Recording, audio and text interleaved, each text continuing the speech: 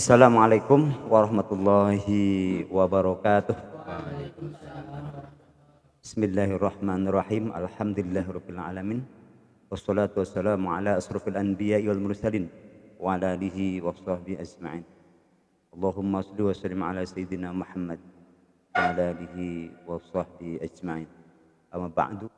Bertemu lagi dengan Forum Komunikasi Penyuluh Agama Islam Kantor Urusan Agama Kecamatan Sidarja, Kantor Kementerian Agama Kabupaten Cilacap dalam kajian rutin yaitu kajian Kitab Fathul Mu'in. Para pemirsa semuanya, pada hari ini kita akan meneruskan kajian kita. Hanya pada kesempatan hari ini yang akan dikaji adalah Kitab Qami' Tughyan berkaitan dengan ilmu tauhid. Oke, para pemirsa semuanya, pada hari ini kita akan dipandu oleh Ustadz kita, salah satu penyuluh yang ada di Kementerian Agama Kabupaten Cilacap, yaitu Bapak Kiai Ibnu Mas'ud. Untuk lebih mengenal beliau, mari kita temui beliau. Assalamualaikum warahmatullahi wabarakatuh, Pak Kiai. Waalaikumsalam warahmatullahi wabarakatuh. Apa kabar Pak Kiai? Alhamdulillah sehat. Pada hari ini kita akan mengkaji kitab Qami' Tughyan, Pak ya. Qami' Tughyan Qami' ala Tughyan. manzumati Syu'abil Iman. Oke. Oke, untuk lebih jelasnya para pemirsa agar lebih mantap, kita langsung saja pada hari ini kita mengkaji masalah tauhid, masalah keimanan. Silahkan Pak Kiai. Terima kasih para rekan semua, para ikhwan, pemirsa semua, rahimakumullah. Bismillahirrahmanirrahim. Alhamdulillahilladzi qasayyara imana syahsin dha syu'ab fatutammamu hadhi buyutun minal kitabil qudsi man qala ba'da salatina li Muhammadin wa li alihi wa sahabatihi madaro syamsu fis sama'i wan jumuh. Pemirsa, bahwa iman kita mengkaji, kalau kita kaji dari keterangan kitab Qami' Tughyan ala manzumati Syu'abil Iman karangan Syekh Muhammad Nawawi bin Umar Al-Bantani, dijelaskan bahwa iman kita itu sampai ada 77 cabang. Ketika 77 cabang iman ini bisa kita manage, bisa kita lakukan, kita pahami, kita amalkan, maka istakmilanha ahlu fadli ya'zum. Kata beliau itu, kalau iman kita yang cabang-cabang iman yang 77 ini bisa kita amalkan, kita pahami, kita renungi, kita amalkan, maka menjadi sempurnalah iman kita dan kita akan dengan mudah meraih kebahagiaan dunia dan akhirat. Subhanallah. Maka penting sekali kita Qami' Tughyan menjadi salah satu referensi di pesantren-pesantren ataupun di Timur Tengah dari dulu sampai sekarang, yang mana beliau Imam Nawawi Al-Bantani mendapat gelar sebagai Sayyid Ulama Al-Hijaz, ulama besar yang kelahiran di Banten tapi menjadi pengajar di Hijaz. Kitab ini ada beberapa syair ataupun nazam yang bentuknya itu dalam bentuk nazam, yang karangan aslinya adalah karangan Syekh Zainuddin bin Ali bin Ahmad dan dijabarkan oleh Syekh Imam Nawawi Al-Bantani. Dalam bait pertama beliau setelah memuji kepada Allah dan sholawat kepada Rasul Sallallahu Alaihi Wasallam, beliau menjelaskan imanuna bid'un wa ainun syu'batan yastakmilanha ahlu fadli ya'zumu. Bahwa iman kita itu ada 77 cabang. Yastakmilanha, di dalamnya ini terdapat nun taukid khafifah, sedangkan sinnya yastakmilanha itu menggunakan sin yang menunjukkan arti jumlah atau keperluan kata tersebut berbentuk fi'il mudhari yang fa'ilnya adalah ahlu fadlin. Yastakmilanha, sempurnalah sopo ahlu fadlin, ahli orang-orang yang bijaksana. Iman yang 77 cabang, yang cabangnya ada 77, ketika bisa kita amalkan maka menjadi orang-orang yang sempurna imannya dan akan diangkat sebagai orang-orang yang bijak. Ini kata beliau Syekh Zainuddin bin Ali bin Ahmad. Beliau menegaskan bahwa menjelaskan iman itu menjadi 77 cabang karena berdasarkan dawuhipun atau sabda Rasulullah sallallahu alaihi wasallam, al imanu bid'un wa sab'una syu'batan. Ngendikanipun Kanjeng Nabi bahwa iman itu bercabang sampai 77 cabang. Afdhaluha qaulu la ilaha illallah wa adnaha imatatu adza nganit tariqi.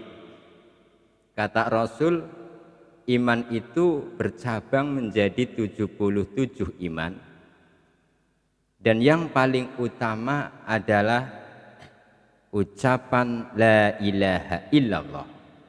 Dan yang terendah dari cabang-cabang iman itu adalah ketika kita membuang sampah di jalan.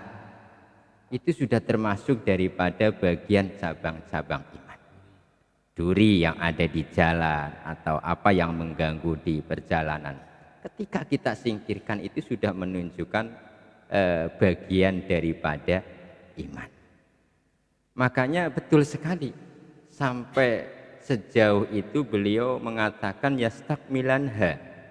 Kalau yang 77 ini bisa kita rawat, mulai dari yang pertama yang afdhalu, tentu dengan memperbanyak qaulu la ilaha illallah, maka akan membentuk karakter kepada manusia, membentuk karakter kepada setiap individu menjadi orang-orang yang betul-betul mukmin. Karena apa? Dengan adanya iman yang sudah mendarah daging, di hatinya tertancap iman. Amin bi rabbika wal malaiki wal kutub. Ketika iman itu sudah tertancap di dalam hati manusia terhadap di hati seseorang, maka sudah tidak perlu ada CCTV, sudah tidak perlu ada apa yang namanya absen, sudah tidak perlu. Karena sudah merasa gerak-geriknya setiap hari, setiap nafas itu sudah diawasi oleh Allah Subhanahu wa Ta'ala. Karena sudah diawasi tersebut sehingga sudah tidak mungkin mau berbuat yang tidak baik dimanapun tempat yang sunyi, di tempat yang ramai, di tempat majelis taklim, di hutan, di sawah, di masjid. Ketika sudah merasa diawasi, ya sudah, mau berbuat yang tidak baik itu sudah tidak mau karena sudah diawasi. Maka ada sebuah cirat ya di sini dijelaskan, dulu ada seorang ulama, seorang guru yang memberikan ujian kepada muridnya, wahai murid, tolong kamu pergilah ke satu tempat yang tidak diketahui. Kamu bawa hewan yang bisa disembelih, di mana tempat nanti di situ kamu bisa menyembelih yang tidak diketahui oleh siapa-siapa, sembelilah. Betul, ini 3 muridnya ini datang, yang satu pergi ke tempat yang jauh di tengah-tengah gua, merasa tidak ada yang melihat, tidak ada yang mengawasi, langsung disembelih. Datang lagi yang satu ke tengah-tengah hutan, lihat ke sana kemari, kanan kiri, tidak ada yang mengetahui, langsung disembelih. Datang yang ketiga, bingung, ke hutan, ke gua, kemanapun tempat itu merasa ada yang mengawasi. Kenapa? Karena sudah tertancap di dalam hatinya tentang keimanan tersebut. Karena sudah tidak bisa, akhirnya pulang. Menghadap ini ketiga-tiganya sang murid ke gurunya. Setelah sampai di hadapan guru, bagaimana? Ditanya oleh gurunya, alhamdulillah Pak Guru, saya berhasil menyembelih di tempat yang sangat jauh di tengah hutan dan tidak ada satupun yang bisa melihat saya sembelih, berhasil. Oh bagus. Terus yang kedua pun begitu, melaporkan, alhamdulillah guru, saya bisa menyembelih di tempat yang sangat sunyi, di dalam gua. Saya lihat ke sana kemarin tidak ada yang tahu saya sembelih. Tapi yang satu, bagaimana kamu? Maaf guru, saya tidak bisa. Saya datang, saya pergi ke tengah hutan, ada yang melihat. Saya pergi ke gua, ada yang melihat. Saya tidak bisa guru, untuk perintah tersebut saya tidak bisa mengerjakan ini. Justru orang yang tidak bisa melaksanakan tugas oleh gurunya ini yang mendapat pujian yang bagus. Karena apa? Iman sudah tertancap di dalam hati, sehingga apapun dimanapun dia berada sudah merasa diawasi oleh Allah Subhanahu wa ta'ala. Nah, beliau Syekh Nawawi Al-Banten mengawali tentang cabang iman dalam bait yang pertama, menjelaskan dengan nazam amin bi rabbika wal malaiki wal kutub wal anbiya wa bi yaumi yafnal alam. Cabang iman yang pertama adalah iman kepada pangeran, kepada Allah Subhanahu wa ta'ala. Lalu yang kedua cabang iman adalah berupa iman kepada malaikat. Cabang iman yang ketiga adalah iman kepada kitab. Cabang iman yang keempat adalah iman kepada para nabi. Cabang iman yang kelima adalah yakin ataupun iman dengan adanya hari akhir ataupun hari yang akan fana. Nah, ini satu bait ada 5 cabang iman yang harus kita yakini, harus kita pelajari. Ketika iman, cabang-cabang iman ini sudah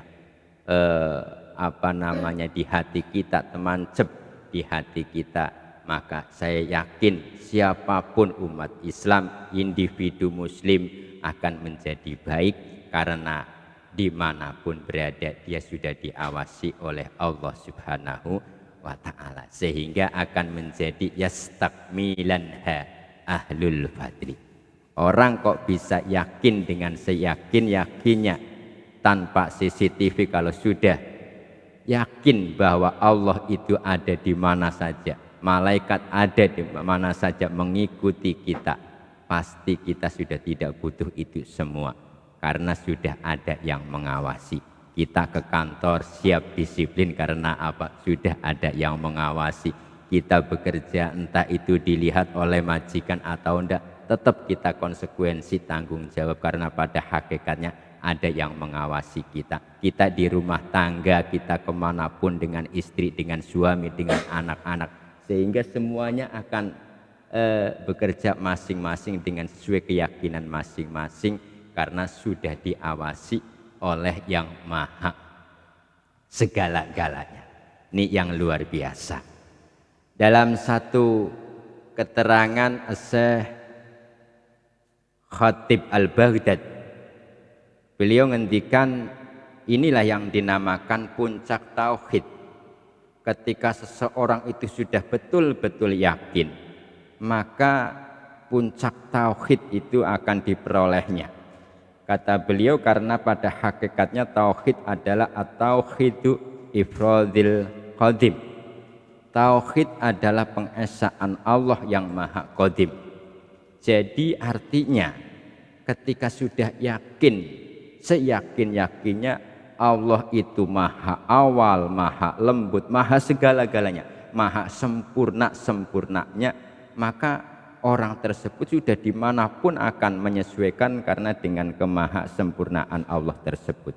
Orang tidak takut fikir, orang tidak takut miskin, orang tidak takut susah, orang tidak takut dengan sesama manusia. Yang hanya ada di dalam hati ya cuman takut kepada Allah Subhanahu wa ta'ala. Ini kalau sudah terbentuk.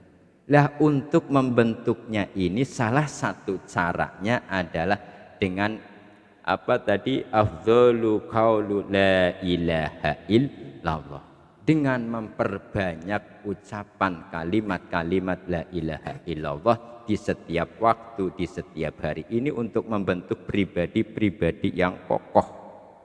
Ketika kalimat la ilaha illallah itu sudah masuk menyatu di dalam kolbun seorang muslim, di dalam hati manusia, maka orang tersebut akan menjadi muslim yang kuat, muslim yang tangguh, muslim yang pemberani, sehingga ketika Rasulullah itu mempunyai banyak sekali para sahabat-sahabat nyampe ratusan ribu, mereka itu sangat pemberani semua.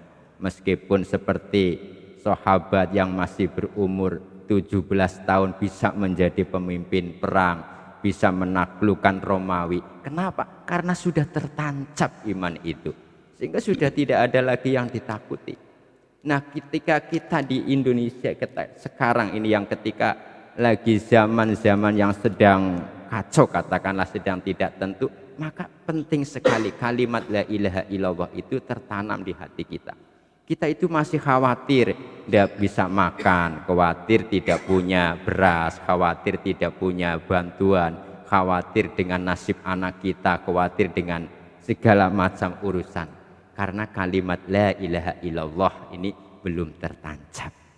Maka sangatlah bagus kita menancapkan kalimat la ilaha illallah sehingga kita itu menjadi muslim mukmin yang kuat. Karena Rasul sendiri itu sangat mengharapkan kita itu umatnya adalah orang-orang yang pemberani, orang-orang yang kuat.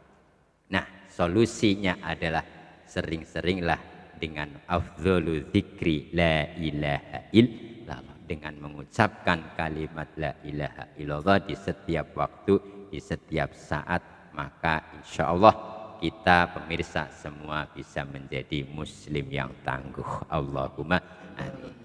Itu saja untuk kajian yang pertama, bait pertama dari beliau Syekh Sayyid Umar Syekh Nawawi bin Umar, yang menjelaskan tentang konsep bagaimana kita menjadi mukmin yang kuat dengan mengamalkan, melaksanakan cabang iman yang pertama, yakni dengan memperbanyak membaca la ilaha illallah. Demikian, assalamualaikum warahmatullahi wabarakatuh. Waalaikumsalam warahmatullahi wabarakatuh.